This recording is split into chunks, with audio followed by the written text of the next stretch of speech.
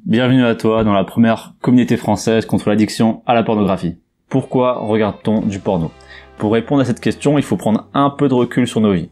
On vit dans un monde qui va vite, qui va toujours plus vite et de plus en plus vite, où le focus est mis en avant sur la rentabilité, sur l'efficacité et sur les richesses extérieures. Ça peut être la thune, l'apparence physique, ce genre de choses.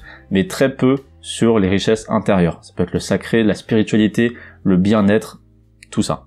L'homme occidental, comme le dit Alan Watts dans son livre Amour et connaissance, a créé une réelle rupture entre lui et la nature, entre lui et la spiritualité, sans parler de religion, hein. Spiritualité en termes d'idées, tu vois. De ce constat, appuyé par les innombrables stimulations que l'on reçoit par les éléments extérieurs, que ce soit le sexe, l'argent, la violence ou le pouvoir, il n'est pas surprenant que notre société soit remplie de plus en plus de gens stressés, anxieux, névrosés ou tout simplement fragiles. De cette fatigue névrotique, on va avoir tendance à fuir dans des paradis artificiels, que ce soit la drogue, l'alcool, les cigarettes, le sexe, les jeux vidéo ou tout simplement le divertissement avec YouTube, Netflix, la télé, la radio, ce genre de choses.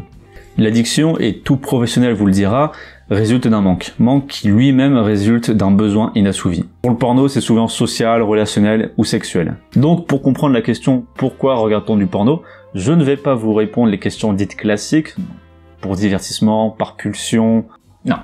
Pour ceux qui sont addicts, vous regardez du porno pour combler un manque qui est le reflet d'un mal-être. Et l'idée, et ça c'est votre boulot à vous, c'est de creuser en vous-même pour comprendre, pour savoir quelle est la source de ce mal-être, afin d'en guérir. Et sans ça, c'est impossible de guérir vraiment, parce que vous ferez constamment des rechutes. J'espère que cette piste t'a aidé à essayer de comprendre ton addiction. Si ce n'est pas le cas, tu peux cliquer dans le lien en description où on va pouvoir t'aider à comprendre quelle est la source de ton mal-être, quelle est la source de ton conflit intérieur.